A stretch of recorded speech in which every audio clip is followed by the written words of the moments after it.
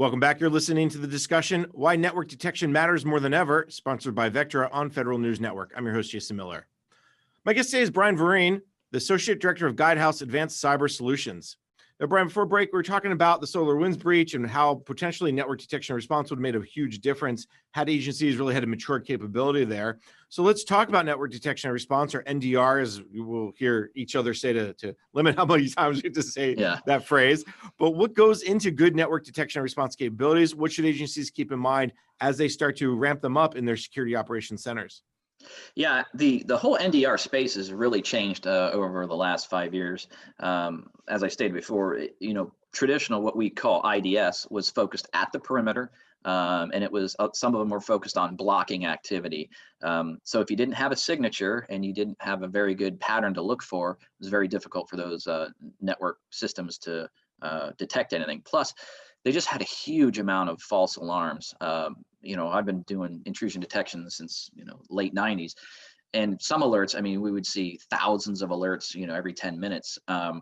So you had to tune them, and you had to do a lot of work with these. Some of the more modern NDR, they're using advanced artificial intelligence, machine learning, and they're kind of doing a lot of the work of analyzing what's happening on the network, what's normal, and they're doing a lot of parsing of a lot of the metadata that you see within the network. The other problem we have is that a lot of the network traffic has become encrypted. So there's not a lot of data. The payloads, the malicious payload that you might see is encrypted. So with these modern NDRs, they're kind of building a network profile of activity, what's going on, how much traffic is being passed, and they're looking for patterns that sound real simple to make a detection engine for, but it's actually pretty difficult to do that with scripts or like a SIM or things like that. The other thing that's happened is the amount of network traffic that we're starting to monitor is just crazy. When my first IDS, I mean, I thought we were rocking pretty hard when we had a 5 megabit firewall connection. Well, now I have 100 meg at my house. So most enterprises, it's not unusual to have 10 gig links linking your buildings, data centers. And for the things like data centers, it's not uncommon to see 40 gigs. So the amount of traffic that you're looking at now is just massive. Plus, especially with federal agencies, they're highly federated. So you have multiple networks within a network. So trying to monitor and keep track of who's who and how are these guys set up, it's very, very difficult for a security analyst to do. And that's where the promise of AI and ML has started to bear some fruit. And I think some of these new technologies are really promising. One of the things I'm just going to go on if you put up with me for 30 seconds, I'll go on a soapbox for a second, because you brought up something I think that's really important for people to understand, is there are a lot of stories in the mainstream press, and I'm picking on my friends at the Washington Post and the New York Times and others, when they started to shake their fists at the Einstein program and saying, the government spent billions of dollars, but Einstein didn't pick this up. But your point is really important here, because it was a known signature or a known pattern, and that's how you kind of kept out the IDS. What we're talking about here is maybe the unknown, or at least the lesser known. And I think that's why network detection and response has become, if you will, back into vogue, more important than ever. And then when you throw the cloud into that, that makes your network even more broader. It's not just a data center or a couple of data centers. It's the cloud, right? So walk me through kind of how all those pieces fit together, of the cloud and this idea of the changing idea of what the network is. Yeah, the network, it's really expanded over the last 5 years, particularly. It was very unusual in the past to see an enterprise have, a direct line to some offsite data center somewhere without going through a firewall or without going through a stack of security. With cloud, we have direct connects, express routes, and those are direct pipes into the cloud without any monitoring capability. I think a lot of enterprises are forgetting to put monitoring right there.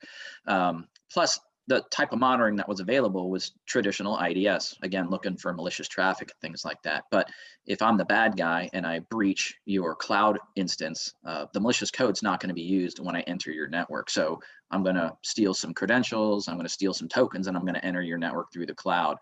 The other thing, traditional IDS were not very good at correlating across sensors. So I might have 10, 15 sensors. if the malicious traffic or the bad traffic passed between three sensors, I'd get three alerts, not being correlated together and understanding that, hey, that's actually the same traffic.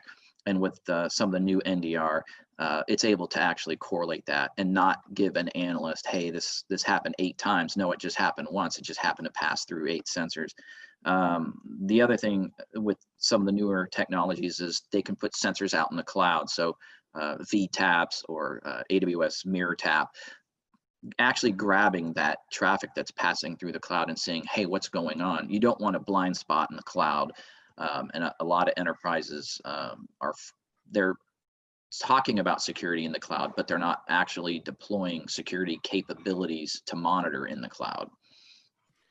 One of the things that maybe somebody who's listening to this will say is, well, no, we have security. We have Amazon or Microsoft or IBM or Google or whomever. That is not quite enough. They're helping. It's important to make sure you hit the right button to turn things on.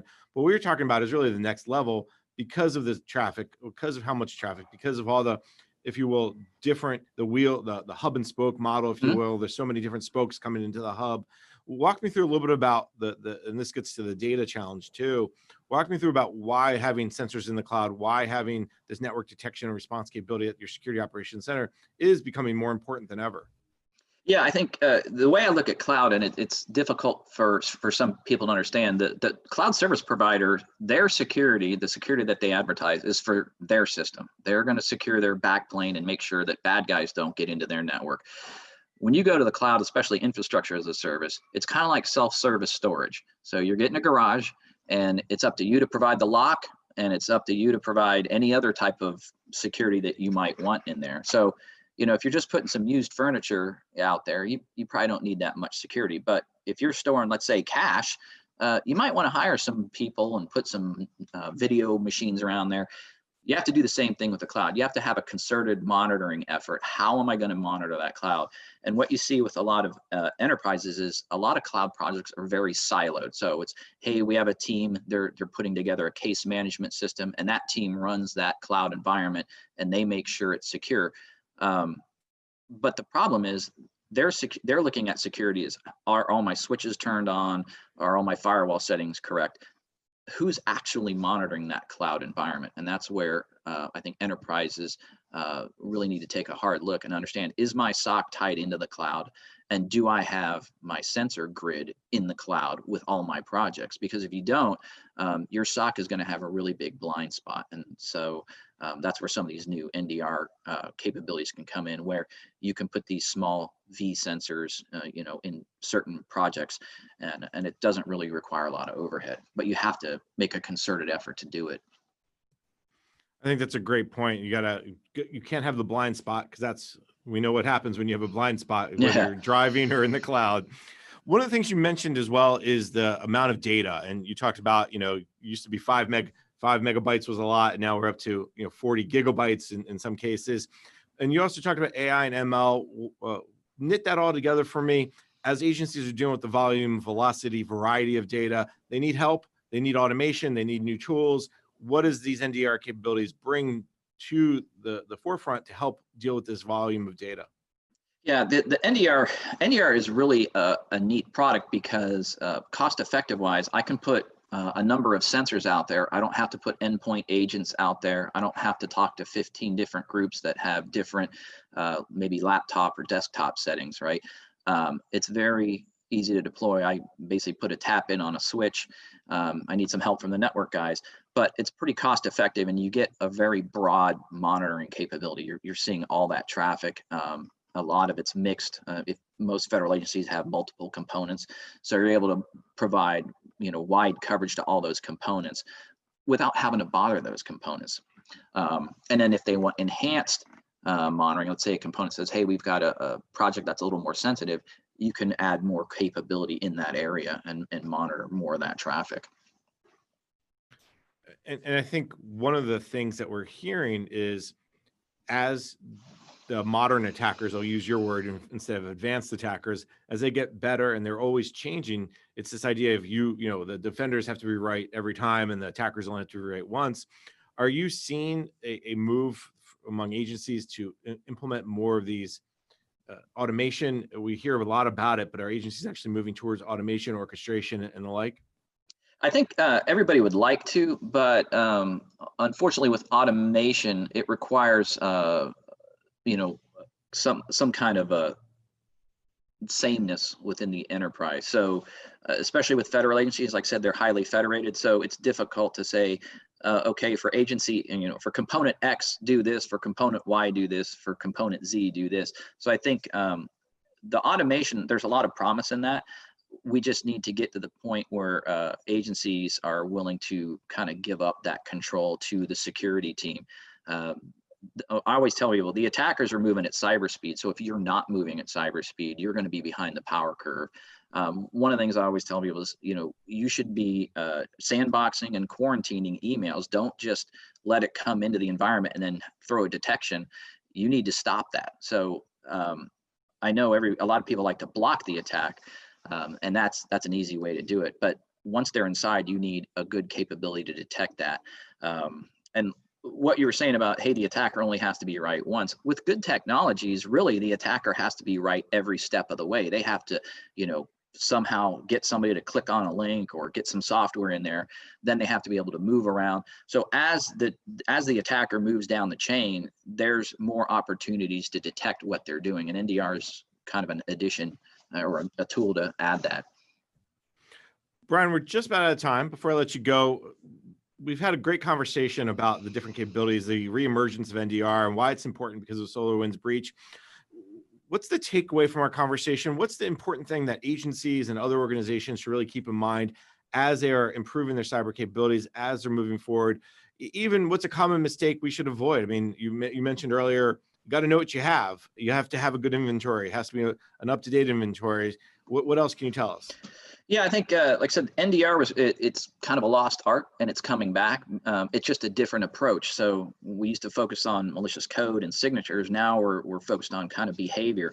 I think some of the things that enterprises should really look at is what's going on inside my network, deep inside my network, not just at the perimeter, because you have so many paths outside of your network these days with cloud and ExpressRoute and software as a service. You need to be monitoring what's going on inside your network very carefully, and you need to have a good approach. But you need a technology that's not going to be putting 15,000 alerts every day to the analyst. So you need it kind of goes into the automation. You need something that's going to take all that data, and that's where the AI and the ML can really help. So if you're not modernizing that internal network monitoring, I think you're going to have a difficult time.